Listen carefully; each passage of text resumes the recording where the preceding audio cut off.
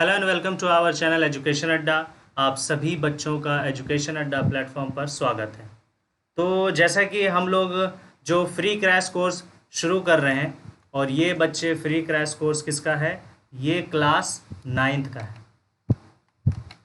यानी कि जो एग्ज़ाम अभी 9 क्लास का एंट्रेंस एग्ज़ाम यानी अलीगढ़ मुस्लिम यूनिवर्सिटी, एक सेकेंड, अलीगढ़ मुस्लिम यूनिवर्सिटी का जो क्लास नाइन्थ का एंट्रेंस एग्ज़ाम होने वाला है। एंट्रेंस एग्ज़ाम हमारा होने वाला है, उसका हम लोग फ्री क्रैश कोर्स कर रहे हैं। ठीक है, फ्री, बिल्कुल फ्री क्रैश कोर्स हमारा होने वाला है ये। और इसमें आप लोगों को कोई भी पेमेंट करने की कोई ज़रूरत नहीं है। इस एजुकेशन अड्डा प्लेटफॉर्म पर सारे वीडियो लेक्चर आपको फ्री मिलेंगे और आपका पूरी तरीके से प्रिपरेशन कंप्लीट करा देंगे। ठीक है बच्चे, तो आज जो है, आज ये फर्स्ट लेक्चर है हमारा क्लास नाइन्थ एंट्रेंस एग्ज़ाम के लिए। और सबसे पहला चैप्टर बच्चे आज हम लोग कवर करने वाले हैं, क्रॉप प्रोडक्शन एंड मैनेजमेंट। ठीक है बच्चे, डेली हमारा लेक्चर आएगा और लेक्चर के बेस पर हमारा सुपर 20 सेशन आने वाला है। सुपर 20 सेशन बच्चे हमारा लाइव होगा, ये लाइव होगा और इसमें हम लोग हर सेशन में 20 क्वेश्चंस करने वाले हैं बच्चे। 20 क्वेश्चन हम लोग जो है वो डेली करेंगे। तो डेली आपका लेक्चर आएगा और डेली आपका क्वेश्चन सेशन भी होगा। और उसके बाद PYQ क्वेश्चंस भी करेंगे हम लोग, यानी कि प्रीवियस ईयर क्वेश्चन भी करेंगे कि पिछले ईयर्स में कितने तरह के किस तरीके के क्वेश्चन आ चुके हैं, वो सारे देखेंगे। और आपका पूरी तरीके से सिलेबस जो है बच्चे हम कंप्लीट कराने वाले हैं। ठीक है बच्चे, तो प्लीज़ एजुकेशन अड्डा प्लेटफॉर्म को आप लोग क्या करें, इस सेशन को सबसे पहले आप लोग लाइक करेंगे, कमेंट करेंगे। जो भी डाउट होगा आपको, जो भी डाउट होगा इस सेशन से रिलेटेड आप लोग कमेंट करेंगे, या फिर इस एंट्रेंस एग्जाम से रिलेटेड जो भी कुछ आपको पूछना है तो आप लोग कमेंट करेंगे और आपको उसका आंसर बच्चे मिल जाएगा। ठीक है, तो आप शेयर करें ताकि और भी बच्चे जो है वो जुड़ जाएं, जिनको नहीं पता हो कि फ्री क्रैश कोर्स हो रहा है, तो आप उन लोगों को शेयर कर सकते हैं। और जो नए बच्चे जुड़ रहे हैं, प्लीज़ चैनल को आप लोग क्या करेंगे, सब्सक्राइब करेंगे। क्लास 11th एंट्रेंस एग्जाम के प्रिपरेशन के बाद ये हमारा क्लास 9th का एंट्रेंस एग्जाम का प्रिपरेशन बिल्कुल फ्री होने वाला है। और हम लोगों ने क्लास 11th एंट्रेंस एग्जाम में बहुत ही अच्छा जो है आप लोगों ने स्कोर किया है, तो वो सारे बच्चों को बहुत बहुत बधाई हो जिन्होंने बहुत ही अच्छा स्कोर किया है। रिजल्ट आने के बाद आप लोग सभी बच्चों को पता चल जाएगा किसने किसने स्कोर किया है। ठीक है बच्चे, तो बिना टाइम लगाते हम लोग आज का सेशन स्टार्ट करते हैं, आज का लेक्चर स्टार्ट करते हैं। तो पहला लेक्चर हमारा जो है वो है साइंस का क्रॉप प्रोडक्शन एंड मैनेजमेंट। ठीक है, तो सबसे पहले हम लोग देखेंगे कि एग्रीकल्चरल प्रैक्टिसेस क्या होता है। What is agriculture practices? तो हम लोग लार्ज स्केल पर एक ही तरह के प्लांट्स का कल्टीवेशन करते हैं, खेती करते हैं, है ना। तो उसको बच्चे हम लोग क्या कहते हैं, उसको हम लोग बोलते हैं क्रॉप। क्या बोलते हैं? क्रॉप, यानी कि फसल। यानी कि किसान क्या करता है, एक ही टाइप्स के प्लांट्स लार्ज स्केल में उपजाता है, कल्टीवेट करता है। तो जो प्लांट्स उपजाया जाता है लार्ज स्केल में, उसको क्या बोलते हैं बच्चे? क्रॉप बोलते हैं। ठीक है, क्वेश्चन बच्चे देखिए कहाँ कहाँ से प्लॉट होने वाला है, यहाँ से क्वेश्चन प्लॉट होते हैं। क्रॉप्स, कितने तरीके का क्रॉप्स होता है, इसको क्लासिफिकेशन कर दिया गया बच्चे। पहला टाइप है हमारा खरीफ क्रॉप्स और दूसरा होता है रबी क्रॉप्स। पहला क्या है बच्चे? खरीफ है और दूसरा क्या है हमारा? रबी क्रॉप्स है। ठीक है, खरीफ क्रॉप्स हो गए, क्रॉप हो गए, और रबी क्रॉप हो गए। ये दो तरह के क्रॉप बच्चे जो है वो देखने को मिलता है, जो खेती की जाती है, जो किसान है इन दो तरह के क्रॉप्स को करते हैं। अब हम खरीफ क्रॉप्स और रबी क्रॉप्स में कुछ हम क्या कर लेंगे, देख लेंगे क्या डिफरेंसेस हैं। ठीक है, तो सबसे पहले हम लोग क्या देखेंगे, खरीफ क्रॉप्स क्या होते हैं और रबी क्रॉप्स क्या होते हैं, उसको हम लोग देखने वाले हैं। Kharif crops shown in the rainy season June and September, यानी कि ये वैसे फसल होते हैं, ये वैसे क्रॉप होते हैं जो रेनी सीजन में क्या किया जाता है, कल्टीवेट किया जाता है। रेनी सीजन में क्या इसका प्रोडक्शन होता है बच्चे? Rainy season. क्यों? क्योंकि इस क्रॉप को चाहिए large amount of water. Kharif crops को क्या चाहिए बच्चे? Large amount of water, large amount of water. ठीक है, इसको क्या चाहिए बच्चे? Large amount of water. पानी की बहुत ज़्यादा ज़रूरत होती है इस क्रॉप का प्रोडक्शन के लिए, तो इसीलिए वो किस टाइम में होता है, रेनी सीजन में होता है। किस टाइम में होता है, रेनी सीजन, बारिश के मौसम में। ज़्यादा पानी की ज़रूरत हो रही है तो बारिश के मौसम में ही होगा।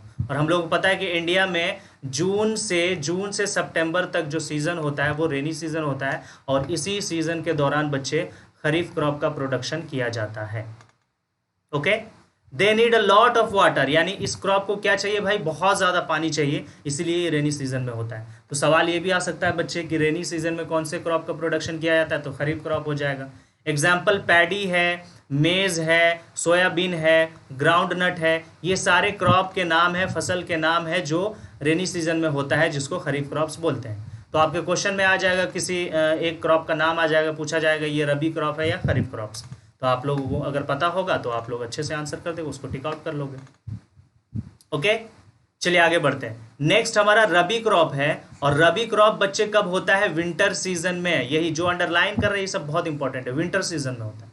और हम लोग जानते हैं कि इंडिया में विंटर सीजन जो है बच्चे अक्टूबर से शुरू हो जाता है और मार्च तक रहता है। तो ये क्रॉप अक्टूबर से मार्च तक के बीच में इसका प्रोडक्शन किया जाता है बच्चे। क्यों भाई, विंटर सीजन में बारिश नहीं होती, तो इसको ज़्यादा पानी की ज़रूरत नहीं होती, तो they do not need plenty of water, इसको ज़्यादा पानी की ज़रूरत नहीं होती। ऐसे फसल को क्या बोलते हैं, ऐसे फसल को बच्चों हम लोग बोलते हैं रबी क्रॉप्स। क्या बोलते हैं, रबी क्रॉप्स। और इसको पानी की ज़रूरत नहीं होती, यानी कि लेस अमाउंट ऑफ वाटर चाहिए, इसको लेस अमाउंट ऑफ वाटर चाहिए। ऐसा नहीं कि इसको पानी चाहिए नहीं, पानी चाहिए होता है, क्योंकि प्लांट फूड अपना कैसे बनाएगा, फोटोसिंथेसिस, और फोटोसिंथेसिस में बच्चे वाटर की ज़रूरत होती है। एग्जाम्पल देख लेंगे, वीट जो गेहूं होता है, ग्राम, चना, मटर, मस्टर्ड, लिनसीड, ये सारे एग्जाम्पल है रबी क्रॉप के। तो आपको एग्जाम्पल याद रखना है ना, और रेनी सीजन याद रखना है किस सीजन में होता है, और वो सीज़न कब से कब लाई करता है वो भी आपको याद रखना पड़ेगा। पानी कम चाहिए ज़्यादा चाहिए वो भी आपको याद होना पड़ेगा। तो आई होप खरीफ क्रॉप और रबी क्रॉप के बीच का डिफरेंस आप सभी बच्चों को पता चल गया होगा। ओके बच्चे, आगे बढ़ते हैं। अब देखिए यहाँ पर ये आपको दिख रहा होगा, वीट का फसल आपको दिख रहा होगा। ये जो है ये वीट का फसल आप लोग को नज़र आ रहा है। ये क्या है बच्चे, ये क्या है, ये वीट है। क्या है, वीट है, गेहूं का फसल है, ठीक है। और ये कब होता है बच्चे, इसको हम कौन सा फसल बोलेंगे, ये रबी क्रॉप्स में आ जाएंगे। किस में आ जाएंगे, रबी क्रॉप्स में आ जाएंगे। और रबी क्रॉप्स बच्चे कब होता है, विंटर सीजन में, ठीक है। पानी कम चाहिए इसके लिए। अब यहाँ पर आपको दिख रहा होगा बहुत सारे, यहाँ पर देखिए फार्मर्स जो है वो पानी के अंदर जो है ये पैडी है, ये आपको धान है। ये क्या है बच्चे, पैडी, धान की खेती। तो ये देखो बहुत ज़्यादा पानी चाहिए इसके लिए, है ना। पानी आप लोगों को दिख रहा होगा, ये सारा वाटर आप लोगों को दिख रहा होगा, तो बहुत ज़्यादा पानी चाहिए। तो ये कौन से फसल हो गए बच्चे, पानी जिसको ज़्यादा चाहिए, तो खरीफ क्रॉप्स बोलते हैं इसको। क्या बोलेंगे, खरीफ क्रॉप्स, ठीक है। इतनी बात सभी को समझ में आ गया, एग्जाम्पल भी हमने बता दिया।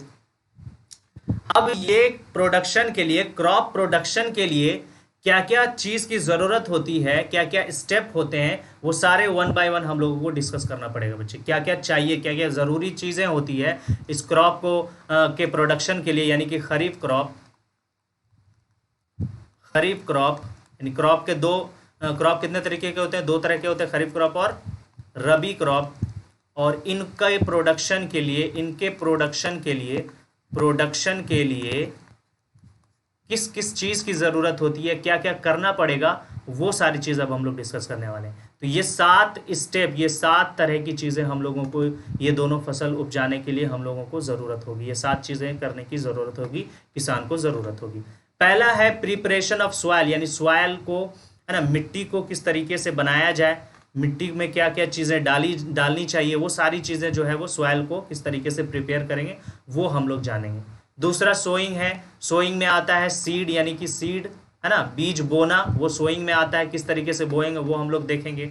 फिर क्या है कि मिट्टी में क्या मिलाएंगे भाई, एडिंग मैन्योर एंड फर्टिलाइज़र, इनके बारे में अभी हम लोग क्लैरिटी लेने वाले हैं थोड़ी देर बाद, ठीक है। एरीगेशन क्या होता है, सिंचाई, यानी कि पानी कब कब किस किस टाइम में और किस किस मेथड से देना है उस क्रॉप में, वो सारी चीज़ें हम लोगों को देखना है, ठीक है। प्रोटेक्शन फ्रॉम वीड्स, और ये वीड जो होता है बच्चे, इसको बोलते हैं अनवांटेड प्लांट्स। इसको क्या बोलते हैं बच्चे, अनवांटेड प्लांट्स।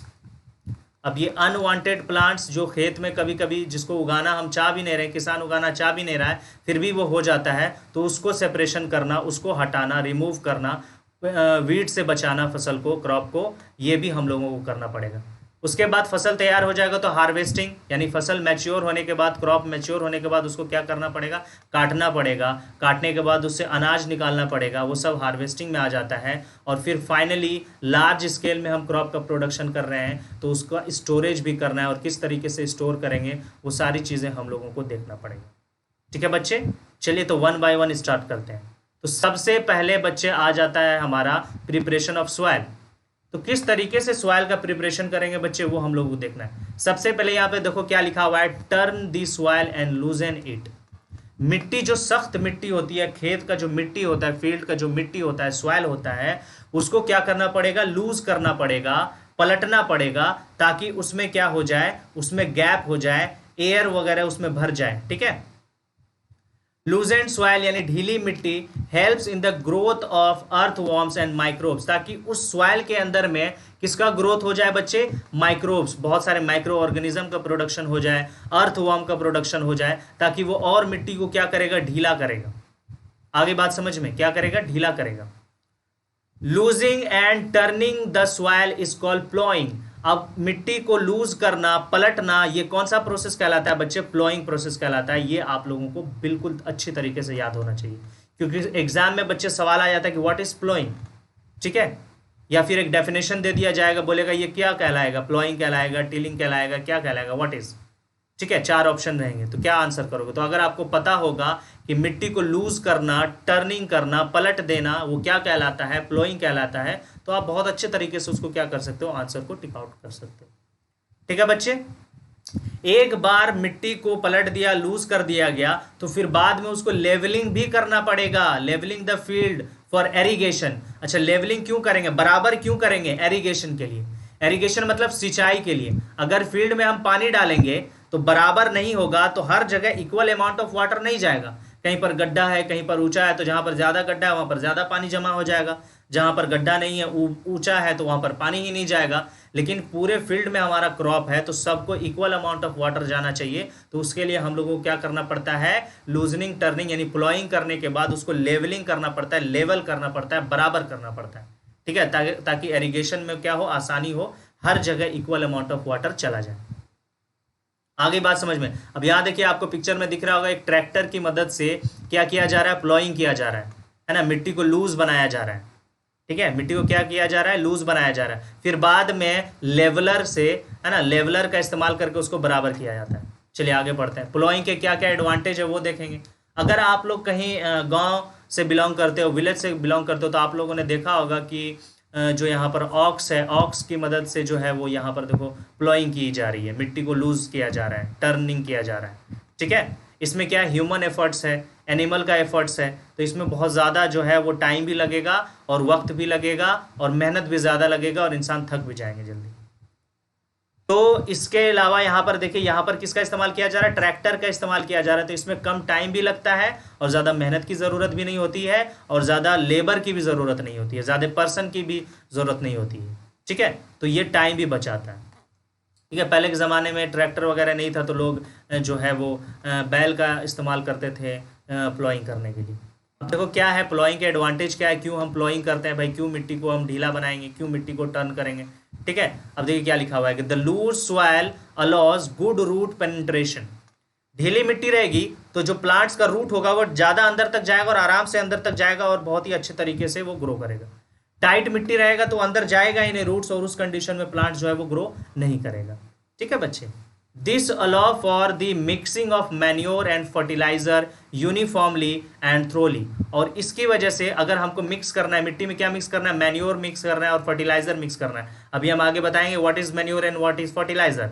मैन्योर जो होते हैं इसको खाद बोला जाता है। ठीक है, ये नेचुरल होता है। मैन्योर क्या होता है बच्चे, नेचुरल होता है, नेचुरल होता है यानी कि ऑर्गेनिक होता है, ऑर्गेनिक होता है। और जो फर्टिलाइजर होता है बच्चे, ये मैन मेड होता है, ये मैन मेड होता है और ये फैक्ट्रीज में बनाई जाती है। लेकिन अगर मैन्योर की बात करें तो वो खेत में ही बना दिया जाता है। क्या होता है, ये प्लांट्स मर जाएं, एनिमल्स मर जाए तो सड़ गल जाता है, तो वही मैन्योर बन जाता है बाद में। ठीक है, तो इसको हम लोग खेत में भी तैयार कर सकते हैं। ये मिट्टी में ह्यूमस इंक्रीज करता है। ठीक है, लेकिन फर्टिलाइजर क्या होता है, इसको फैक्ट्री में बनाते हैं।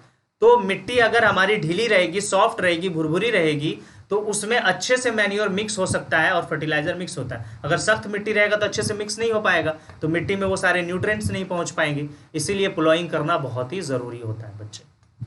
आगे बात समझ में। It allows the roots to breathe easily. अगर मिट्टी हमारा ढीला रहेगा, मिट्टी ये देखो, मिट्टी के पार्टिकल्स हम बना रहे हैं यहाँ पर, ढीली मिट्टी है, ठीक है, इसके बीच में क्या है, ये एयर गैप है, स्पेस है, तो इसमें एयर जो है वो फिल हो जाएगा, एयर फिल हो जाएगा, और इससे क्या करेगा, रूट्स हमारा रिस्पायर करेगा यानी ब्रेथ करेगा। रूट्स उसके ज़रिए इसमें जो फंसे हुए एयर हैं उसमें से ऑक्सीजन को वो क्या करेगा, एब्जॉर्ब करेगा, और फिर उसको रेस्पिरेशन प्रोसेस में उसको क्या करता है, हेल्प करता है। तो ऑक्सीजन चाहिए तो वो रूट्स के जरिए ले लेगा। अगर सख्त रहेगा, हार्ड रहेगा मिट्टी, प्लॉइंग नहीं किया हुआ रहेगा, तो उसके अंदर एयर नहीं रहेगा, तो रूट्स वहाँ से कैसे ब्रीथ कर पाएगा, है ना। ब्रीदिंग तो होना ज़रूरी है रेस्पिरेशन के लिए। रेस्पिरेशन जब तक नहीं होगा प्लांट्स में एनर्जी नहीं बनेगा, और एनर्जी नहीं बनेगा तो प्लांट्स ग्रो कैसे करेगा, ठीक है। तो इस वजह से भी हम प्लॉइंग करते हैं। ये हमारा तीसरा फंक्शन, तीसरा advantage. The loosened soil promotes growth of worms and microbes. ढीली मिट्टी में वर्म्स का ग्रोथ होता है, माइक्रोब्स का प्रोडक्शन हो जाता है, और ये क्या करता है बच्चे, माइक्रोब्स और अर्थवर्म, बहुत सारे माइक्रो ऑर्गेनिज्म और अर्थवर्म क्या करता है, they help to maintain soil fertility. ये मिट्टी को उपजाऊ बनाते रहता है, कंटिन्यू मिट्टी को क्या बनाएगा, उपजाऊ बनाएगा, ठीक है, फर्टाइल बनाएगा। चलिए आगे देखते हैं। Ploughing also increase the humus of soil and water holding capacity of soil. Ploughing करने से मिट्टी में क्या आ जाएगा, ह्यूमस आ जाएगा, ह्यूमस, है ना। वो बहुत ह्यूमस क्या करता है, मिट्टी को फर्टाइल बनाता है। और ये क्या करता है, प्लॉइंग क्या करता है, वाटर होल्डिंग कैपेसिटी सॉइल का इंक्रीज कर देता है। अगर ढीली मिट्टी रहेगी, पानी डालेंगे तो पानी को वो एब्जॉर्ब कर लेगा, और एब्जॉर्ब करके पानी को वो रखेगा। अगर सख्त रहेगा, पानी रहेगा, वो बह के आगे चला जाएगा, यानी कि वो वाटर को होल्ड करने की कैपेसिटी खो देता है अगर कोई हार्ड सॉइल है तो। इसीलिए प्लॉइंग करते हैं ताकि उसमें वाटर एब्जॉर्ब हो जाए और वाटर को वो पकड़ के रखे, है ना, होल्ड करके रखे, ताकि प्लांट्स उसको बाद में यूज कर सके। ठीक है बच्चे, आगे बढ़ते हैं। Seed also germinate more easily in Airy and well ventilated soil. Seed जो उसमें डालेंगे हम प्लॉइंग किए हुए मिट्टी में, है ना, सॉइल में, तो उसमें क्या होता है, एयर फिल रहता है सॉइल में, तो उसमें अच्छे से जर्मिनेट करता है सीड, क्योंकि उसको सारे फेवरेबल कंडीशन मिल जाते हैं। ठीक है, तो इस वजह से भी हमारा क्या है, प्लॉइंग बहुत ही ज़रूरी है। ठीक है बच्चे, चलिए आगे बढ़ते हैं। हमने प्लॉइंग कर लिया, अब लेवलिंग की ज़रूरत है। लेवलिंग की ज़रूरत हमने क्यों बताया, लेवलिंग के लिए क्यों करते हैं, एरीगेशन के लिए। क्यों कहते हैं, एरीगेशन के लिए। एरीगेशन के लिए, एरीगेशन क्यों करते हैं, सिंचाई करते हैं, प्लांट को वाटर्स की ज़रूरत होती है, तो हम लोग प्लांट्स को पानी देंगे ना, तो हम लोग एरीगेशन करते हैं। प्लांट्स को पानी देना क्या कहलाता है, एरीगेशन कहलाता है। तो अगर मतलब एक जैसा बराबर फील्ड रहेगा तो हर जगह इक्वल अमाउंट ऑफ वाटर जाएगा। अगर उबड़ खाबड़ रहेगा, प्लॉइंग नहीं, ये लेवलिंग नहीं करेंगे, तो कहीं पर गड्ढा रहेगा, कहीं पर ऊंचा रहेगा, कहीं पर पानी ज़्यादा जमा हो जाएगा, कहीं पर कम जमा हो जाएगा।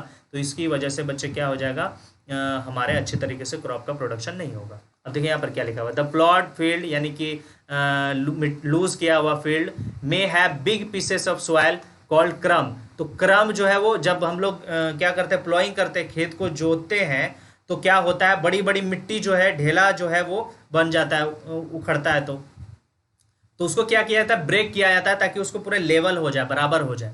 ठीक है, तो उसको जो ढेला, जो बड़ा बड़ा पीस होता है सॉइल का, उसको क्रम बोलते हैं। क्या बोलते हैं बच्चे, क्रम। तो ये भी सवाल आ सकता है कि व्हाट इज क्रम। तो व्हाट इज क्रम, तो क्या होता है, big pieces of soil is called crumbs. There crumbs are broken down with the plank. और ये क्रम्स को किससे तोड़ा जाता है, प्लैंक। ये एक वुडन प्लैंक होता है, इस तरीके का लकड़ी का प्लैंक होता है। यहाँ पर तो ये मशीन यूज़ किया जा रहा है लेवलिंग करने के लिए। अगर आप लोग गांव से बिलोंग करते होंगे तो इस तरीके का लकड़ी का प्लैंक होता है, और ये कनेक्ट होता है बैल से, ये कनेक्ट होता है बैल से। ठीक है, बैल से। यहाँ पर इस तरीके से हम बना दिया है, 4 पैर दे देते हैं भाई। फिर बोलोगे 2 पैर वाला कौन सा बैल होता है, ये पूँछ हमने दे दिया, ये सींग भी दे दिया हमने, लो सींग भी हमने दे दिया, इस तरीके का। ठीक है, इस तरीके का वुडन प्लैंक होता है। इससे क्या किया जाता है, लेवल किया जाता है, बराबर किया जाता है, वो क्रम्स ब्रेक डाउन हो जाते हैं। ठीक है, या फिर आयरन लेवलर। आयरन लेवलर यहाँ पर दिख रहा होगा, ये सारे क्या है, आयरन लेवलर है। देखो किस तरीके से लेवल किया गया है, बिल्कुल एकदम बराबर कर दिया जा रहा है मशीन के द्वारा, ट्रैक्टर के द्वारा। ठीक है, loosen soil can easily get eroded by wind and rain hence to avoid erasing the levelling of soil is necessary. तो अगर हम क्या करें, लेवल नहीं करें, बराबर नहीं करें, तो अगर आंधी वगैरह आ जाए, विंड वगैरह आ जाए तो मिट्टी खिसक भी सकती है, लेकिन बराबर रहेगा तो नहीं हमारा खिसकेगा मिट्टी ना। तो इसलिए हम लोग लेवलिंग इसलिए भी करते हैं। अब देखो क्या है भाई, plough, hoe, cultivator and leveller are the main tools use for ploughing. Ploughing करने के लिए कुछ हम लोग टूल्स का इस्तेमाल करते हैं, जैसे प्लॉ हो गया, यानी जिसको हल बोलते हैं। प्लॉ को क्या बोलेंगे बच्चे, हल बोलेंगे, हिंदी में हल बोलेंगे। हो भी इस्तेमाल करते हैं, कल्टीवेटर इस्तेमाल करते हैं, लेवलर इस्तेमाल करते हैं। ये सारे जो क्या है भाई, टूल्स है जो प्लॉइंग करने के लिए इस्तेमाल किया जाता है। ये भी आपके एग्जाम में आ सकता है बच्चे, ठीक है। चलिए आगे वन बाय वन पढ़ते हैं। हो देखो किसको बोलते हैं बच्चे, देखो ये है हो, ये देखो आयरन का यहाँ पर प्लेट लगा हुआ है, और ये बड़ा सा वुडन क्या है हमारा, लकड़ी का यहाँ पर क्या लगा हुआ है, हैंडल लगा हुआ है। इसको क्या बोलते हैं, हो बोलते हैं। ये वीड को बाहर निकालने, खेत से वीड को बाहर निकालने के लिए इसका इस्तेमाल किया जाता है। मिट्टी को लूज करने के लिए भी इस्तेमाल किया जाता है। लॉन्ग रॉड ऑफ वुड, यानी इस तरीके का है ना, ये हमारा क्या हो गया, ये हमारा लकड़ी हो गया, और इस तरीके से ये जो है आयरन का क्या हो गया भाई, प्लेट हो गया, ठीक है। इसको क्या बोलेंगे, हो बोलेंगे। Strong, broad and bent plate of iron, ये देखो मुड़ा हुआ प्लेट आयरन का यहाँ पर दिख रहा होगा, यही ना आयरन का प्लेट है, ये आयरन प्लेट, ठीक है, ये हो है। अब देखो कल्टीवेटर क्या है, कल्टीवेटर जिसको हल बोलते हैं, ये देखो यहाँ पर, ये है कल्टीवेटर। कल्टीवेटर इसको ट्रैक्टर्स के इस्तेमाल से हम लोग प्लॉइंग करते हैं, ठीक है। तो ploughing is done by tractor driving, tractor से ड्राइव किया जाता है, और इसको खेत में डाल करके हम लोग क्या करते हैं, किसान क्या करता है, प्लॉइंग करता है, मिट्टी को लूज करता है, प्लॉइंग करता है। आगे बात सभी बच्चों को समझ में। नेक्स्ट यहाँ पर देखते हैं बच्चे। अब दूसरा हमने क्या किया, मिट्टी को प्रिपेयर कर लिया भाई, सॉइल को किससे, प्लॉइंग कर लिया, लेवलिंग कर लिया।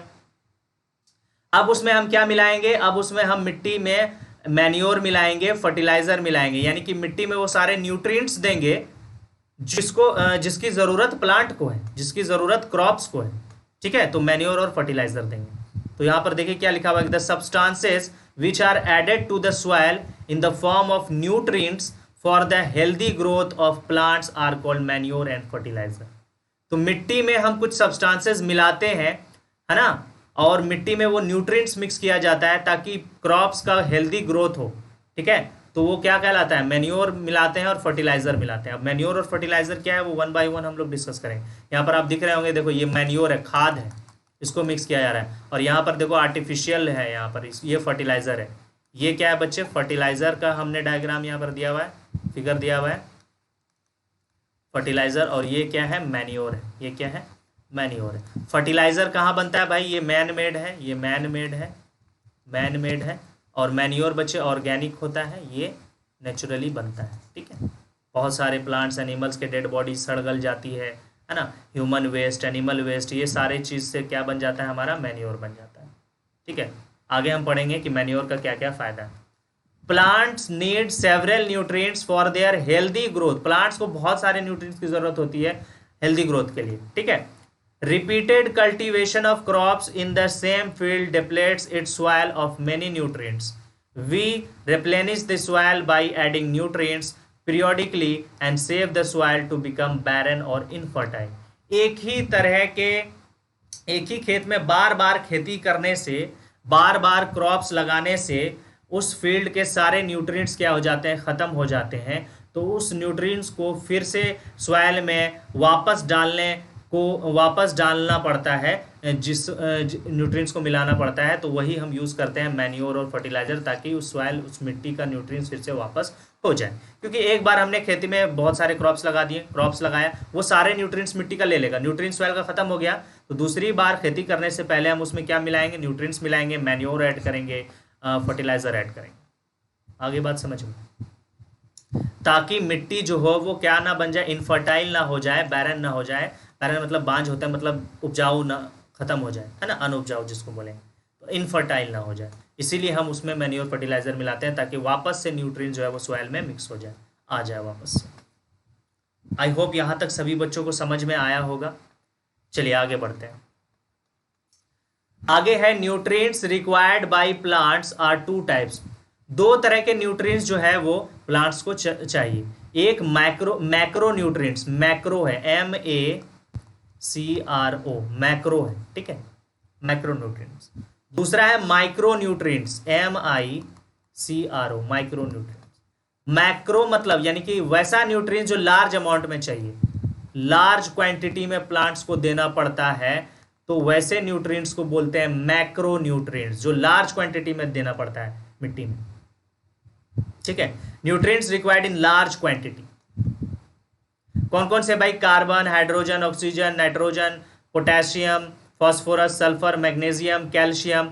टोटल न्यूट्रिएंट्स बच्चे प्लांट्स को 16 न्यूट्रिएंट्स देना पड़ता है। कितना? 16 न्यूट्रिएंट्स। 16 न्यूट्रिएंट्स जो है वो टोटल जो है वो प्लांट्स को देना पड़ता है। उसमें से 9 न्यूट्रिएंट्स क्या होते हैं?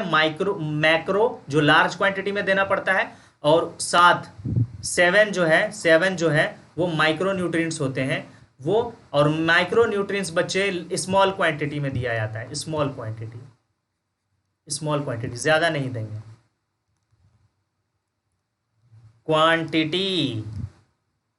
क्वांटिटी स्मॉल क्वांटिटी में देंगे। Nutrients needed in very small quantity that is known as micro nutrients. ये 7 है। कौन कौन से है भाई? आयरन है, मैग्नीज है, कॉपर है, जिंक है, क्लोरीन है, मोलिब्डेनम है, बोरोन है। ये सारे टोटल कितना है? 7 न्यूट्रिएंट्स है जो लेस अमाउंट में देना पड़ेगा। तो 2 तरह के न्यूट्रिएंट्स, मैक्रो और माइक्रो न्यूट्रिएंट्स प्लांट को चाहिए। टोटल 16 न्यूट्रिएंट्स होते हैं, 9 हमारे मैक्रो न्यूट्रिएंट्स है और 7 हमारे माइक्रो न्यूट्रिएंट्स है, ठीक है। लार्ज क्वांटिटी में मैक्रो चाहिए, स्मॉल क्वांटिटी में माइक्रो न्यूट्रिएंट्स चाहिए, ठीक है। Most important of these nutrients are nitrogen, phosphorus and potassium. और सबसे इंपॉर्टेंट न्यूट्रिएंट्स प्लांट्स को जो होता है, प्लांट्स को जो चाहिए होता है वो होता है नाइट्रोजन, फॉस्फोरस और पोटेशियम, यानी कि NPK। आप लोगों ने सुना होगा NPK, ऐसे याद करेंगे। N for nitrogen, P for phosphorus and K for potassium, NPK। ये इससे सवाल आ जाएगा, ठीक है। What is the full form of NPK बोल देगा। NPK क्या होता है? तो नाइट्रोजन, फॉस्फोरस और पोटेशियम, ये क्या होता है? NPK होता है। ये बहुत इंपॉर्टेंट न्यूट्रिएंट्स है जो प्लांट्स को, क्रॉप को चाहिए होगा, ठीक है बच्चे। तो आई होप यहाँ तक आप लोगों को, सभी बच्चों को साफ क्लियर समझ में आ गया होगा। अब आगे बढ़ते हैं। Soil fertility can be replenish by field follow. और सॉइल की फर्टिलिटी को वापस से, मतलब कि हमने क्या किया, प्रोडक्शन एक खेत में मैंने ढेर सारा, मतलब एक ही तरह के क्रॉप्स लगा दिए। उन्होंने सारे न्यूट्रिएंट्स जो है वो फील्ड से एब्जॉर्ब कर लिए प्लांट्स ने। फील्ड का, खेत का सारा मिट्टी का न्यूट्रिएंट्स जो है वो यूज हो गया। अब वापस से उसमें न्यूट्रिएंट्स डालने के बहुत सारे प्रोसेस हैं। पहला है field follow.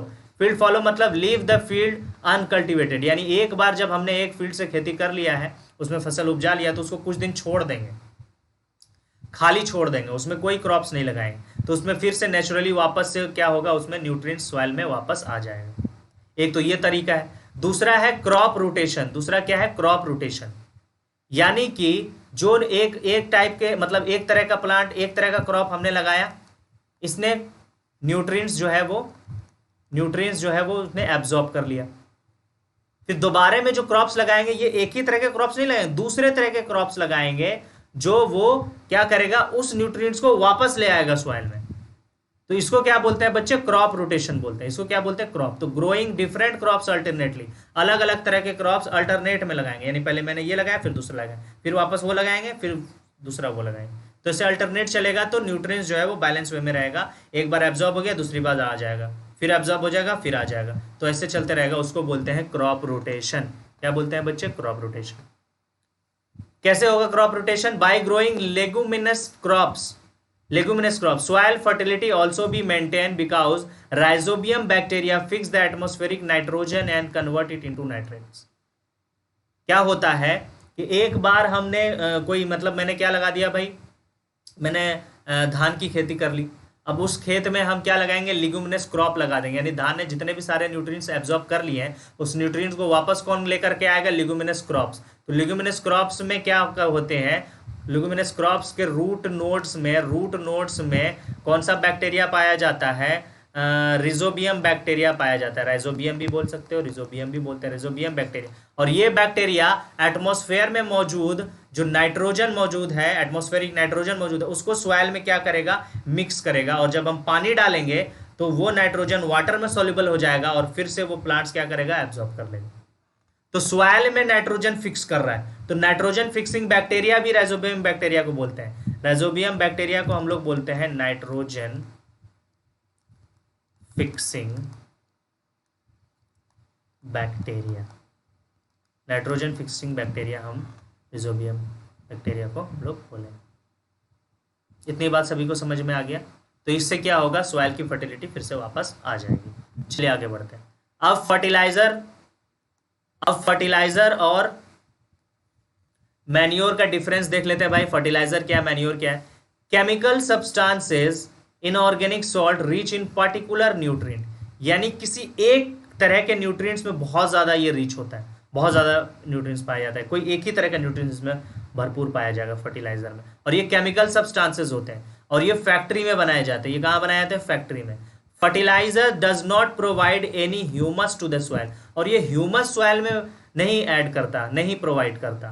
Fertilisers are very rich in plant nutrients like NPK, और फर्टिलाइजर में प्लांट न्यूट्रिएंट्स जिसको, अच्छा प्लांट न्यूट्रिएंट्स, एक आप यहां पर आपको बता देते हैं कि प्लांट न्यूट्रिएंट्स किसको बोलते हैं।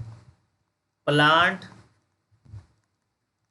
न्यूट्रिएंट्स बोलते हैं बच्चे एनपीके को, यानी कि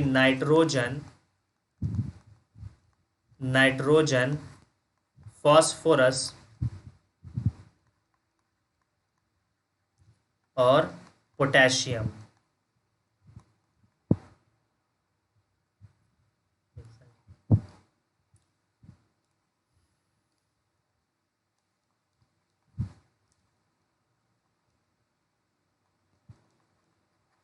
पोटेशियम, ठीक है, पोटेशियम। तो पोटेशियम, फॉस्फोरस और नाइट्रोजन, इसको क्या बोलते हैं? एनपीके। तो ये प्लांट न्यूट्रिएंट्स होता है। ये भी सवाल आ जाएगा, व्हाट इज प्लांट न्यूट्रिएंट्स, तो एनपीके आप टिक कर दोगे। तो फर्टिलाइजर एनपीके इसमें बहुत ज्यादा होता है, यानी नाइट्रोजन, फॉस्फोरस और potassium. It is use in less quantity, और फर्टिलाइजर को हम लोग लेस क्वांटिटी में यूज करते हैं बच्चे, ज्यादा क्वांटिटी में यूज नहीं करेंगे, कम क्वांटिटी में यूज करेंगे, लेस क्वांटिटी, ठीक है। अगला मैन्योर देख लेते हैं। It is a natural substance, ये नेचुरल सब्सटेंस होता है, organic in nature, obtain by the decomposition of cattle dung, human waste and plant residue. जानवरों का जो वेस्ट होगा, ह्यूमन का जो वेस्ट होगा, इसके डीकंपोजिशन से ये क्या बन जाता है? मैन्योर बन जाता है बच्चे। ये नेचुरल होता है, ठीक है। Can be prepared in the field, और इसको फील्ड में प्रिपेयर कर सकते हैं, इसको फैक्ट्री में प्रिपेयर नहीं करेंगे। Manure provides a lot of humus to the soil, और ये बहुत ज्यादा ह्यूमस सॉइल को प्रोवाइड करेगा, ठीक है। तो अगर सवाल आया था कि ह्यूमस कौन प्रोवाइड करता है, फर्टिलाइजर या मैन्योर, तो मैन्योर करता है बच्चे। Manure is relatively less rich in plant nutrients, manure में प्लांट न्यूट्रिएंट्स बहुत कम पाए जाते हैं, यानी एनपीके जो है वो प्लांट न्यूट्रिएंट्स, एनपीके वो मैन्योर में बहुत कम पाया जाता है, ठीक है। Manure are used in bulk, और मैन्योर बहुत ज्यादा अमाउंट में यूज करते हैं, भर भर के यूज करते हैं। वैसे फर्टिलाइजर भर भर के यूज नहीं करें, क्योंकि केमिकल है, ये खराब, हानि भी पहुंचाता है प्लांट्स को, ज्यादा यूज करेंगे तो, और भी बहुत सारे चीजों को हानि पहुंचाता है, ठीक है। वो हम लोग आगे डिस्कस करेंगे। आगे बढ़ते हैं। मैन्योर के एडवांटेज देख लेते हैं बच्चे, मैन्योर का, इससे सवाल आ जाएगा एडवांटेज से। तो increase the water holding capacity, water holding capacity बढ़ाएगा भाई, है ना। और increase the number of friendly microbes, और फ्रेंडली माइक्रोब्स का नंबर बढ़ाएगा, यानी कि वो इसमें बहुत सारे माइक्रो ऑर्गेनिज्म का प्रोडक्शन करेगा, अर्थवॉर्म वगैरह का प्रोडक्शन करेगा, अर्थवॉर्म्स वगैरह आ जाएंगे, और बहुत सारे माइक्रो ऑर्गेनिज्म आ जाएंगे, ठीक है। It make the soil porous which help in exchange of gas, और सॉइल को पोरस बनाएगा, भुरभुरा बनाएगा, जिसमें एयर फिल हो जाएंगे, और वहां से रूट्स के जरिए वो गैसेस का एक्सचेंज करेगा, आदान प्रदान करेगा, ऑक्सीजन लेगा, कार्बन डाइऑक्साइड बाहर निकालेगा, ठीक है। It improve the texture of soil, और सॉइल की क्वालिटी को इंक्रीज करता है, कौन? मैन्योर। बिना मैन्योर के सॉइल की क्वालिटी इंप्रूव नहीं कर सकते, इसलिए हम लोग मैन्योर का यूज करते हैं, ठीक है। The process by which worms are used to decompose and produce compost is called vermicomposting. What is vermicomposting? worms का इस्तेमाल करके, बहुत सारे माइक्रो ऑर्गेनिज्म का इस्तेमाल करके डिकम्पोज करा देना और कंपोस्ट का प्रोडक्शन करना, वो कहलाता है वर्मी कंपोस्टिंग। तो ये वाला डेफिनेशन आपको अच्छे से याद होना चाहिए, इंपॉर्टेंट है, ये सवाल आ जाएगा कि वर्मी कंपोस्टिंग क्या होता है, ठीक है, इससे भी सवाल आ जाते हैं बच्चे। चलिए, इसके बेसिस पर हम सुपर 20 सेशन में बच्चे क्वेश्चन कराएंगे। सुपर 20 सेशन में इससे रिलेटेड सारे पॉसिबल क्वेश्चन जो है हम लोग कराने वाले हैं। और ये बच्चे ये लाइव होगा, इसको आप लोग याद रखना, ये लाइव होगा, ठीक है, डेली लाइव चलेगा सुपर 20 सेशन। जिस तरीके से 11th एंट्रेंस एग्जाम के लिए सुपर 40 सेशन चला था, इसका सुपर 20 सेशन चलेगा, क्योंकि अब आज से 20 दिन ही बचा है हम लोगों के पास, ठीक है। तो हम लोग अच्छी तरीके से 20 दिन के अंदर सारा कवर कर लेंगे। कोई घबराने, कोई परेशान होने की बात नहीं, एकदम बेहतरीन तरीके से आपका सारा सिलेबस कंप्लीट कराया जाएगा। ओके, आगे बढ़ते हैं। हमने क्या किया भाई, मिट्टी में ऐड कर दिया, मैन्योर और फर्टिलाइजर भी ऐड कर दिया। अब क्या करेंगे भाई, सीड की बारी आ गई। अब सीड को क्या करेंगे, सीड को बोएंगे। यहाँ पर दिख रहा होगा, ये देखो यहाँ पर सीड बोया जा रहा है। ढेर सारी जो महिला है ये क्या कर रही है, सीड बो रही है। यहाँ पर देखो सीड किस तरीके से बोया जा रहा है। तो अब सीड को हम किस तरीके से शो करेंगे, बोएंगे, वो हम लोग देखेंगे। सबसे पहले जो सीड की क्वालिटी होगी वो अच्छी होनी चाहिए, हेल्दी सीड होनी चाहिए, तभी क्या होगा, हमको हेल्दी फसल मिलेगा, हेल्दी क्रॉप्स मिलेगा। अच्छा, सीड की क्वालिटी कैसे जज करेंगे, तो एक कंटेनर लिया जाता है बच्चे, एक कंटेनर लिया जाता है और उस कंटेनर में वाटर ऐड कर देंगे। उस कंटेनर में क्या ऐड कर देंगे, वाटर ऐड कर देंगे। हमने क्या किया, वाटर ऐड कर दिया। अब ऊपर से हम क्या करेंगे, ऊपर से हम क्या करेंगे, ऊपर से हम क्या करेंगे, ऊपर से हम इसमें क्या डालेंगे, सीड डालना शुरू कर देंगे। ये देखो हमने ऐसे चम्मच से क्या किया, पानी में सीड डालना शुरू किया। चम्मच या हाथ से भी डाल सकते हैं, ये हम आपको दिखाने के लिए दिए। अब ये सीड जाएगा अंदर, ठीक है। जो सीड नीचे सेटल डाउन हो जाएगा, नीचे सेटल डाउन हो जाएगा जो सीड, और कुछ सीड बच्चे ऊपर ही फ्लोट करेगा, तैरेगा। तो जो ऊपर फ्लोट करेगा बच्चे जो सीड, तो उससे क्या समझ में आया कि वो क्या है बच्चे, हॉलो है। क्या है भाई, हॉलो है, खोखला है, हॉलो है। तो ये बैड सीड है। क्या है बच्चे, ये बैड सीड है, अनहेल्दी सीड है, अनहेल्दी क्या है, अनहेल्दी। जो नीचे सेटल डाउन हो गया ये हेल्दी सीड है। ये क्या है बच्चे, ये हेल्दी सीड है, और इसी का हम लोग इस्तेमाल करेंगे, फिर क्या करेंगे, शो करेंगे, बोएंगे। आई होप यहाँ आपको समझ में आ गया होगा किस तरीके से हम लोग देखेंगे सीड किस तरीके से जज करेंगे। आगे बढ़ते हैं।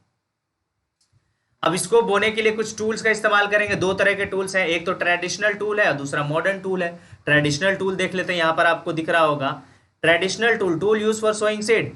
शेप कैसा होता है, फनल की तरह होता है। सीड उसमें भर दिए जाते हैं और पाइप के थ्रू वो नीचे शार्प एंड तक पहुंचता है और वो मिट्टी के अंदर चला जाता है।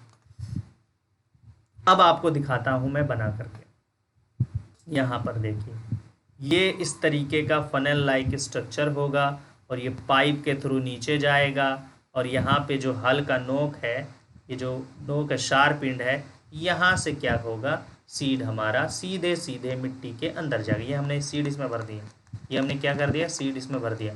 अब ये सीड नीचे जाएगा, नीचे जाएगा, नीचे जाएगा, और ये शार्प एंड पर यहाँ पर जाकर के क्या है, वो सीड चला जाएगा। ठीक है, ये हमारा क्या है, ट्रेडिशनल टूल है। फनल शेप का देखो यहाँ पर, ये क्या है, फनल है, फनल शेप है। आ गई बात समझ में, बहुत ही आसान, कुछ भी दिमाग लगाने की जरूरत नहीं। एक बार आप चैप्टर देख लोगे, सब कुछ दिमाग में फिट हो जाएगा, ज़्यादा घबराने की जरूरत नहीं है। आसानी से हम लोग एमयू क्रैक करेंगे, है ना। चलिए आगे बढ़ते हैं। अब हम लोग क्या कर सकते हैं भाई, मॉडर्न, आजकल मॉडर्न ज़माना है भाई, मॉडर्न टूल यूज़ करेंगे। तो देखो यहाँ पर सीड ड्रिल का भी इस्तेमाल किया जा रहा है और ये ट्रैक्टर में लगाया जाता है, ट्रैक्टर की मदद से। अब आपको यहाँ पर दिख रहा होगा, यहाँ पर देखिए आपको दिख रहा होगा, ये चीज़ जो आपको दिख रहा होगा, इसमें सीड भर देते हैं। इसमें क्या भर देते हैं, सीड को फिल कर देते हैं इसमें। और ये सीड यहाँ पर देख रहे हो, ये इस तरीके से, और ये यहाँ से सीड जाएगा हर पॉइंटेड इन पर, यहाँ पर ये सीड इस तरीके से जाएगा और वो अच्छी तरीके से नीचे तक चला जाएगा, अंदर तक चला जाएगा। इसके इस्तेमाल से क्या होगा, यहाँ पर देखो, इसका इस्तेमाल देखो हम लोग कितने चीज़ों से बचाता है। The seed drill is use for sowing with the help of tractor. Tractor की मदद से करेंगे भाई seed drill. Seed uniformly at equal distance and depth. Equal distance, एक यहाँ पर है, दूसरा यहाँ पे है, तीसरा यहाँ पे, यानी इक्वल डिस्टेंस पर सीड का क्या होगा, वहां पर रखेंगे, शो करेंगे। और डेप्थ भी, दूरी भी, डेप्थ भी जो है वो सबका इक्वल होगा और काफी अंदर तक जाएगा, है ना। तो ये भी फायदा पहुंचाता है। Prevent damage cause by birds, और नीचे इसलिए क्योंकि अगर ऊपर सीड रह गया बाई चांस तो चिड़िया उड़ते हुए आएंगी और चिड़िया खा के चली जाएंगी। पता चला हमने तो भाई सीड जो है वो शो कर दिया था, फसल का ही नहीं हुआ, तो पता चला ऊपर ही सीड था, कौवा मैना चिड़िया आए सारा खा करके चला गया, ठीक है, तो लॉस हो गया। तो हम लोग इसका इस्तेमाल इसलिए करते हैं, ये एफिशिएंट है, more efficient then traditional tool, ठीक है। सेव टाइम एंड लेबर, और वो वाला ये वाला जो मेथड है ट्रेडिशनल, इसमें हम लोग 4 घंटे से पूरा जो है वो अनाज बोते जा रहे हैं, थक भी रहे हैं, जानवर भी थक रहा है, इंसान भी थक रहा है, मेहनत भी ज़्यादा लग रहा है, टाइम भी ज़्यादा लग रहा है। इसमें हमने 1 घंटे के अंदर प्रॉपर तरीके से सारा काम कर दिया, टाइम भी बच गया, लेबर भी बच गया, मेहनत भी बच गया, भाई इंसान थका भी नहीं ज़्यादा, तो ये एफिशिएंट हो गया हम लोगों के लिए, ठीक है। आगे बढ़ते हैं। ब्रॉडकास्टिंग, हाथ से हम सीड को बोते हैं ना, छीट करके ऐसे, यहाँ पर दिख रहा होगा आपको, यहाँ पर दिख रहा होगा, तो इसको बोलते हैं ब्रॉडकास्टिंग। क्या बोलते हैं? ब्रॉडकास्टिंग। तो ब्रॉडकास्टिंग भी आ सकता है बच्चे। The process of scattering the seed by hand on soil is called broadcasting. Okay, यहां तक तो कोई प्रॉब्लम नहीं हो रहा होगा, एकदम हम लिख के दे सकते हैं, ठीक है। चलिए आगे बढ़ते हैं। अब हमने सीड भी क्या कर दिया भाई, बो दिया, अब उसको पानी चाहिए, क्या चाहिए? पानी चाहिए। तो उसके लिए हम कौन सा मेथड करेंगे? एरीगेशन। क्या करेंगे? Irrigation. The process of supplying water to the crops in a fields at different interval is called irrigation. यानी कि पानी का सप्लाई देना फसल को, है ना, अलग अलग इंटरवल पर, जब जब उसको पानी की जरूरत हो, तो ये वाला प्रोसेस हमारा क्या कहलाता है? एरीगेशन कहलाता है, ठीक है। क्यों चाहिए वाटर? क्यों चाहिए पानी? फोटोसिंथेसिस के लिए।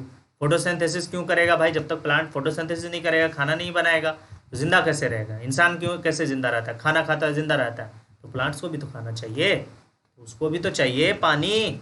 चलिए, water protects the crops from frost and hot air currents, minerals and fertiliser dissolve in water are easily transported in the plant body, ठीक है। तो हम पानी डालेंगे तो सॉइल में जो न्यूट्रिएंट्स है, सॉइल में जो मिनरल्स है, सॉइल में जो फर्टिलाइजर्स है, वो सारे उसमें डिजॉल्व हो जाएंगे और वाटर उसको आसानी से डिजॉल्व हो जाएंगे वाटर में, और प्लांट्स वाटर को एब्जॉर्ब करेगा, उसमें सारी चीज़ें ऊपर चली जाएंगी, प्लांट्स में चली जाएंगी। ये भी एक हमारा एडवांटेज हो गया पानी का। Water is essential for germination and healthy growth and development of seed, fruit and flower. पानी चाहिए सीड जर्मिनेशन के लिए, हेल्दी ग्रोथ के लिए, डेवलपमेंट ऑफ सीड के डेवलपमेंट के लिए, फ्रूट बनने के लिए, फ्लावर बनने के लिए, सब चीज़ के लिए चाहिए पानी। तो पानी तो चाहिए ही चाहिए। तो हम किस मेथड से पानी देते हैं क्रॉप को? एरीगेशन मेथड से देते हैं, ठीक है। आगे बढ़ते हैं। ये देखिए एरीगेशन देखो, पानी हम लोगों को कहाँ से मिलता है, कहाँ से मिल सकता है? सोर्स ऑफ एरीगेशन, कुआं से, ट्यूबवेल से, तालाब से, झील से, रिवर से, डैम से, कनाल से, सबसे पानी हम लोगों को मिलेगा। अब 2 तरह के इरिगेशन सिस्टम आपको देखने को मिल रहा है, 2 तरह का इरिगेशन सिस्टम आपको देखने को मिल रहा है। इसी तरीके से हम अभी देखेंगे कि आगे कौन कौन से इरिगेशन सिस्टम है। Traditional method of irrigation. Traditional method of irrigation देखो, पहले के जमाने के लोग किस तरीके से इरिगेशन करते थे, सिंचाई करते थे। These मेथड आर चीपर, बहुत सस्ता था, बट लेस एफिशिएंट, लेकिन इसका ज़्यादा ये एफिशिएंट नहीं था। In which cattle and human labour is used, इसमें ह्यूमन का लेबर, है ना, मेहनत ज़्यादा लगता था, जानवर का मेहनत ज़्यादा था, इसीलिए ये बहुत ज़्यादा चीपर था, लेकिन एफिशिएंट नहीं था। The various traditional ways are, कुछ ट्रेडिशनल वेज, कुछ ट्रेडिशनल मेथड इरिगेशन के, मोत, चेन पंप, ढेकली, राहत, ये 4 नाम है बच्चे, ये 4 नाम है ट्रेडिशनल मेथड ऑफ इरिगेशन का। मोत में पुली सिस्टम होता है, चेन पंप, ढेकली, राहत, ठीक है। आगे देखते हैं यहाँ पे इस फिगर में, ये देखो, ये ढेकली है, यहाँ देखो पानी निकाला जा रहा है, ये देखो इस तरीके से, यहाँ पे देखो एक डंडी है, यहाँ इसके थ्रू ये पानी निकाला जा रहा है, यहाँ पर एक पत्थर बांधा हुआ है, ठीक है, ताकि ये पानी निकालने में आसानी हो, और हाथ से वो जा करके फिर खेत में पानी देता। ये देखो यहाँ पर चेन पंप के जरिए, यहाँ पर ढेर सारा बकेट लगा हुआ है, इसमें ये घूम रहा है, पानी निकल रहा है और फ्लो हो रहा है, खेत में डाला जा रहा है। मोद से भी ये पुली सिस्टम है भाई, ये हाथ से पानी, यहाँ कुआं से पानी हाथ से पुली का इस्तेमाल करके पानी खींचेंगे कुआं से, बाहर निकालेंगे, खेत में डालें। राहत में बच्चे देखो, इसमें जो है एनिमल का इस्तेमाल किया जा रहा है, कैटल का इस्तेमाल किया जा रहा है, ठीक है। तो ये राहत, ये 4 ट्रेडिशनल सिस्टम है इरिगेशन के, ठीक है। आगे बढ़ते हैं। अब modern method of irrigation, modern method देख लो क्या है, स्प्रिंकलर सिस्टम। स्प्रिंकलर सिस्टम देखो, परपेंडिकुलर पाइप, ये देखो परपेंडिकुलर पाइप है, इसमें नोजल है, ढेर सारे नोजल लगे हैं, ऊपर घूमेगा रोटेटिंग नोजल और एकदम फवारा की तरफ पानी निकलेगा ऊपर की तरफ से, और रेगुलर इंटरवल पर ये पानी दिया जाता है, और ये स्प्रिंकल ऑन द क्रॉप, और ये क्रॉप पर ये छींटे मार दिया जाता है। ठीक है, इसको बोलते हैं स्प्रिंकलर सिस्टम। उसमें बहुत ज़्यादा पानी का वेस्ट भी होता है, तो पानी का वेस्ट नहीं करने के लिए एक और दूसरा मेथड है ड्रिप सिस्टम, यानी कि क्रॉप के रूट्स में वो जो है वो बूंद बूंद पानी जाता है, उसमें जितना पानी चाहिए क्रॉप को उतना ही जाता है, ज़्यादा पानी नहीं जाता, पानी का वेस्ट नहीं। और ये राजस्थान वगैरह में, डेजर्ट एरिया वगैरह में ये ड्रिप सिस्टम का ज़्यादा इस्तेमाल होता है, जहाँ पानी की कमी हो। Water falls directly near the roots, water is not wasted, boon in regions where availability of water is poor. तो ये सिस्टम कहाँ है, जहाँ पानी की कमी है वहाँ पर ये सिस्टम का इस्तेमाल किया जाता है। चलिए भाई, हमने सिंचाई भी कर दिया। अब सिंचाई करने के बाद क्या देखते हैं, फसल के साथ साथ कुछ नए प्लांट्स भी ग्रो कर गए जिसको हम लोग उगाना नहीं चाहते थे। अनवांटेड प्लांट्स का क्या हो गया, ग्रोथ हो गया। कहां पर, फील्ड में। अनवांटेड प्लांट्स का प्रोडक्शन हो गया, जिसको क्या बोलेंगे, वीड्स बोलेंगे। अब उसको क्या करेंगे, उससे बचाएंगे भाई। तो क्या देखो क्या लिखा हुआ है, unwanted plants grow along with crop which compete with the main crop nutrients, water, space, light called weed। उसको क्या बोलते हैं, वीड। यानी कि अनवांटेड प्लांट्स जो है वो ग्रो कर गए फसल में। अब भाई फसल को जो न्यूट्रिएंट्स चाहिए, जो पानी चाहिए, जो स्पेस चाहिए, जो लाइट चाहिए, उसमें वो क्या करने लगा भाई, भागीदारी करने लगा, उसका छीन लिया और अपना इस्तेमाल करने लगा। तो भाई उसको जितना चाहिए उसको तो उतना नहीं मिलेगा। अब तो हम क्या करेंगे, हम वीड को क्या करेंगे, बाहर निकालेंगे, हटाएंगे, हटो तुम जो है वो प्लांट्स को क्या कर रहे हो, खराब कर रहे हो। तो some common weeds are oat, grass, amaranthus, जिसको चौली भी बोलते हैं, एमरेंथस है ना, कॉन्वोवुलस, जिसको हिरन खुरी भी बोलते हैं, कॉन्वोवुलस। ये सब वीड है, आपको नाम याद होना चाहिए, है ना। चेनोपोडियम, भथुआ साग आपने सुना होगा, भथुआ, ये सब निकल जाते हैं, उसको उगाते नहीं है फिर भी क्रॉप में जो है वो निकल जाते हैं बच्चे।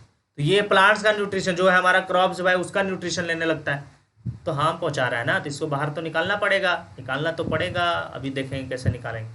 एमरैंथस is the most commonest weed which grows along with almost every crop. ये वाला जो हमारा वीड है ना, ये ऑलमोस्ट सभी फसल के साथ उग जाता है। लेकिन कॉन्वोवुलस जो है ये हमारा सिर्फ और सिर्फ रबी क्रॉप्स जब हम उगाएंगे, रबी क्रॉप्स जब लगाएंगे उसके साथ ये वीड जो है वो निकल आते हैं, और क्या करते हैं भाई, उसका न्यूट्रिएंट्स लेना शुरू हो जाता है। ये बहुत ख़राब चीज़ है, क्रॉप के दुश्मन है, सौतेला भाई है, ठीक है, हिस्सा मांगने आ जाते हैं। चलिए, प्रोटेक्शन फ्रॉम वीड अब किस तरीके से करेंगे भाई, तो the removal of weed is called weeding. अच्छा, वीड को हम जब क्रॉप से बाहर निकालेंगे, फील्ड से बाहर निकाल देंगे, तो उस प्रोसेस को क्या बोलेंगे, उस प्रोसेस को बोलेंगे वीडिंग। क्या बोलेंगे, वीडिंग, ठीक है। Weeding can be done with the help of खुरपी का इस्तेमाल करके। देखना, खुरपी जो है ना, हम बना के दिखाते हैं आपको। ये इस तरीके का खुरपी जो है, ये हैंडल होता है, इस तरीके का खुरपी है।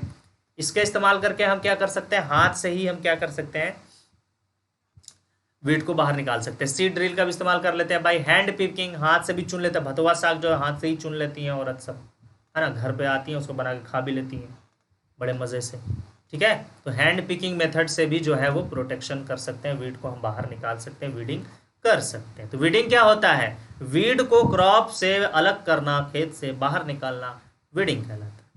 आगे बढ़ जाते हैं। Some chemical are also use to control the weeds are called weedicide. कुछ केमिकल का भी इस्तेमाल करते हैं ताकि वीड का ग्रोथ ना हो, अगर वीड हो जाए तो वो खत्म हो जाए, स्प्रे करते हैं केमिकल का फसल पे, उसको क्या बोलते हैं, वीडीसाइड। जो केमिकल होता है उसको क्या बोलते हैं, वीडीसाइड। तो कुछ है एट्राजाइन 2,4-D यानी कि 2,4-डाइक्लोरोफेनॉक्सी एसेटिक एसिड, ये सब वीड के नाम है, आपको याद होना चाहिए। सवाल पूछ देगा ये क्या है भाई, तो क्या बोलोगे, वीड है या फर्टिलाइजर, तो वीड है। MCPA 4-chloro-2-मिथाइल फेनॉक्सी एसेटिक एसिड, या मेटाक्लोर या बुटाक्लोर, ये सब वीड के नाम हैं, आपको याद होना चाहिए ताकि आप एग्जाम में अच्छे से स्कोर कर सको। आगे बढ़ते हैं। अब हमने भाई वीड को भी बाहर निकाल दिया, अब क्या करेंगे, अब फसल जो है वो मैच्योर हो गया, अब उसको क्या करेंगे, खेत से अब उसको क्या करेंगे, काटेंगे, कटिंग करेंगे। तो cutting of crop after it mature, जब फसल पक जाएगा उसको काटना, उसको क्या कहलाएंगे, हार्वेस्टिंग कहलाएगा। और मैनुअली अगर हम लोग करेंगे, हाथ से करेंगे, मैनुअली करेंगे तो सिकल का इस्तेमाल करके, ये जो दिख रहा है ये आपका सिकल है, जिसको हिंदी में कचिया भी बोलते हैं। ठीक है, कोई बच्चे सुन के हंस रहे होंगे, जिनको पता होगा, जो गांव से बिलोंग करते हैं, उसको क्या बोलते हैं, कचिया। By a machine called harvester, और मशीन से अगर हम इसको कटिंग करते हैं फसल को तो उसको क्या बोलते हैं, हार्वेस्टर बोलते हैं। क्या बोलते हैं, harvester. Grain seed are separated from the chaff, अनाज को चाफ से यानी कि छिलका से, यानी कि ये क्या है भाई, ये यहाँ पर ग्रेन है, ये ग्रेन है, और ये क्या है, ये सब पौधा है। तो इसको इसको अलग करना, ये पूरा पोर्शन क्या कहलाएगा, चाफ कहलाएगा। ये पोर्शन क्या कहलाएगा, चाफ कहलाएगा। क्या कहलाएगा, चाफ कहलाएगा। और ये क्या है, ये ग्रेन है, तो ग्रेन चाफ कहलाएगा। ठीक है, फिर विनोइंग करता है, आगे हम विनोइंग बताएंगे क्या होता है। कुछ हार्वेस्ट फेस्टिवल है भाई, फसल जब पक जाता है, अच्छी फसल हो जाती है, तो खुशी में क्या करते हैं, सेलिब्रेट किया जाता है। तो पोंगल एक फेस्टिवल है, बैसाखी है, होली है, दिवाली है ना, नाबन्ना है और बिहू है। ये सारे हार्वेस्टिंग फेस्टिवल है ना, फसल पकने की खुशी में सेलिब्रेशन किया जाता है, अच्छी फसल के खुशी में सेलिब्रेशन किया जाता है। आगे बढ़ते हैं। अब यहाँ पर देखो, ये जो दिख रहा है ना, इसको बोलते हैं कॉम्बाइन। क्या बोलते हैं, कॉम्बाइन मशीन बोलते हैं, कॉम्बाइन। इसमें क्या होता है, फसल काट भी रहे, थ्रेसिंग भी कर रहे हैं, ग्रेन को फसल से अनाज को अलग कर रहे हैं। यहाँ से देखो, यहाँ चाफ निकल रहा है, चाफ एकदम भूसा निकल रहा है, कट भी हो रहा है, अनाज भी सेपरेशन हो रहा है, भूसा भी अलग हो रहा है, सब चीज़ एक ही मशीन से हो रहा है। तो इसको क्या बोलते हैं, कॉम्बाइन बोलते हैं।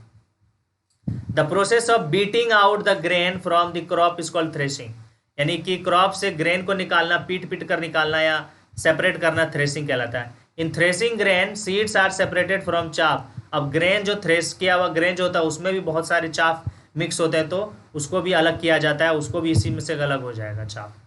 अ combine can harvest as well as thresh, ये कंबाइन फसल को काट भी रहा है और थ्रेस भी कर रहा है, अनाज को भी अलग कर रहा है चाफ से, ग्रेन को चाफ से अलग कर रहा है।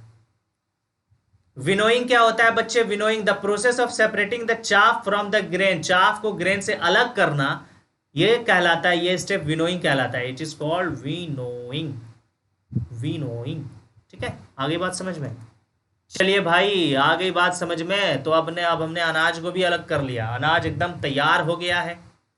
लार्ज स्केल पर हमने क्या किया भाई, कोई प्लांट हम लार्ज स्केल पे लगाते हैं तभी तो उसको क्रॉप बोलते हैं, फसल बोलते हैं ना। अनाज रेडी है, अब उसको क्या करेंगे, स्टोर करेंगे भाई। ढेर सारा हमने उपजा लिया है तो अब इसको स्टोर करना पड़ेगा ना। तो if the crop grains are kept to be kept for longer time, लंबे समय के लिए उसको रखना है, तो they should be safe from moisture, moisture से, नमी से बचाना पड़ेगा, इंसेक्ट से बचाना पड़ेगा, रैट से बचाना पड़ेगा, कुछ माइक्रो ऑर्गेनिज्म से बचाना पड़ेगा, है ना। तो उसके लिए क्या करते हैं हम, कुछ यूज करते हैं। देखो ये जो दिख रहा है ये सिलोज है, क्या है, सिलोज है, इसके अंदर जो है हम लोग रखते हैं लार्ज स्केल पर। Harvested grain is usually dried in the sun and stored in the suitable container. Harvested grain, जो अनाज हमने निकाला उसको पहले धूप में खूब सुखाएंगे ताकि उसका मॉइस्चर सब खत्म हो जाए, अगर मॉइस्चर रहेगा तो उसमें फंगस लग जाएगा। ठीक है, और फिर उसको कंटेनर में क्या करेंगे, स्टोर करेंगे, ग्रेनरीज में स्टोर कर सकते हैं। Farmer store grain in jute bags और मेटालिक बिन, जूट बैग और मेटालिक बिन में फार्मर स्टोर करेंगे। जूट बैग में क्यों, क्योंकि जूट बैग जो है, जूट का जो बैग है, थैला जो है, बोरा जो है, वो जो है अनाज को क्या करता है, अनाज में जो भी मॉइस्चर है उसको भी एब्जॉर्ब कर लेता है, इसीलिए जूट बैग में रखते हैं। Large scale storage of grain is done in silos, बड़े पैमाने पर अगर स्टोर किया जाता है अनाज को तो सिलोज में, ये आपको दिख रहा होगा, ये सिलोज है।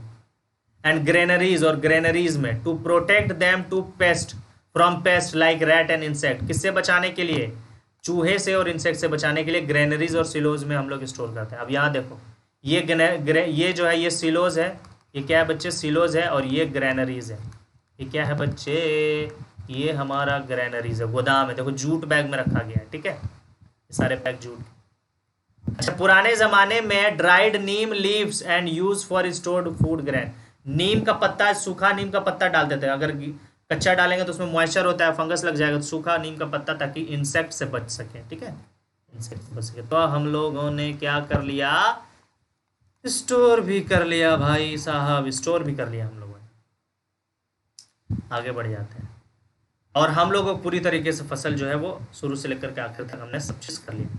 अब कुछ जो है वो फूड जो है वो एनिमल से भी हम लोगों को मिलता है, वो भी हम लोग देख लेते हैं, इससे भी क्वेश्चन आ जाता है बच्चे। ठीक है, तो we get food from animals in the form of milk, meat, egg, fish. क्या मिलता है? मिल्क मिलता है, मीट मिलता है, एग मिलता है, फिश मिलता है। The rearing of animals at home in farms are called animal husbandry. Animal husbandry, जानवरों से जो फूड मटेरियल हम लोग लेते हैं, घर पे लेते हैं या फार्म में, स्पेशली फार्म में उसका वो किया जाता है उससे प्रोडक्ट लेने के लिए, तो उसको बोलते हैं एनिमल हस्बेंड्री। क्या बोलते हैं? Animal husbandry. तो ये वाला डेफिनेशन आपको याद होना चाहिए। The rearing of animals at home or in farms are called animal husbandry. Fish is a good source of cod liver oil which is rich in vitamin D. Vitamin D मौजूद होता है fish में। चलिए, milk किससे मिलता है भाई? हमको कौ से मिलता है? बफेलो से, गोट से, कैमल से। एग किससे मिलता है? हैन और डक से। मीट किससे मिलता है? गोट, शिप, कौ, बफेलो। फिश किससे मिलता है भाई? फिश से, क्रैब से। ठीक है, तो ये कुछ प्रोडक्ट्स हैं जो हमको एनिमल से मिलता है। आ गई बात समझ में? चलिए भाई, तो बच्चे हम लोगों ने आज क्रॉप प्रोडक्शन एंड मैनेजमेंट पूरे तरीके से कंप्लीट कर लिया है। इस पर बेस्ड सुपर 20 सेशन में हम लोग क्वेश्चंस करेंगे और वो भी हम लोग क्या करेंगे? लाइव करेंगे। तो आप लोग सभी बच्चे बिल्कुल जुड़ेंगे, बहुत अच्छे अच्छे क्वेश्चन लेकर आएंगे ताकि आप सभी बच्चों को क्लास 9 के एंट्रेंस एग्जाम में जो है अच्छे फुल मार्क्स आए, अच्छा स्कोर करो और सिलेक्शन आपका एमयू में हो जाए। ठीक है, तो हम लोग इसके बाद सुपर 20 सेशन भी करेंगे। सारे टाइम टेबल सारे आपको जो है कम्युनिटी पोस्ट में मिल जाएंगे, किस दिन कौन सा लेक्चर होगा, सारा प्रोग्राम जो है वो आपको कम्युनिटी पोस्ट में मिल जाने वाला है। आप लोग घबराने की बिल्कुल जरूरत नहीं है। व्हाट्सएप ग्रुप आप लोग ज्वाइन करें, वहां पर आप सारे लेक्चर, जब भी लेक्चर आएंगे वहां पर जो है आप लोगों को नोटिफिकेशन मिल जाएगा। जिस तरह की क्लास 11th का हम लोगों ने व्हाट्सएप ग्रुप बनाया था, उसमें सारे बच्चे ऐड थे, उनको सारे नोटिफिकेशन मिल जाते थे वीडियो आने से पहले, वो आप लोगों को भी मिल जाएगा। इसके पीडीएफ नोट्स, सारे क्वेश्चन, सारे मटेरियल वगैरह सब व्हाट्सएप ग्रुप में मिलेगा और टेलीग्राम ग्रुप में मिलेगा। तो आप लोग सारे टेलीग्राम और व्हाट्सएप ग्रुप जरूर आप लोग याद से ज्वाइन करेंगे और नीचे डिस्क्रिप्शन में ये दोनों लिंक आप सभी को मिल जाने वाला है। ठीक है बच्चे, चलिए तो सेशन को आप लोग लाइक करो और जो भी डाउट आपको हो इस लेक्चर से रिलेटेड आप लोग कमेंट करके बताओगे और वो डाउट हम आराम से क्लियर करेंगे ताकि आपको कोई परेशानी नहीं। वीडियो शेयर करेंगे और जो नए बच्चे हैं प्लीज चैनल को सब्सक्राइब करेंगे। ठीक है बच्चे, चलिए okay, thank you so much.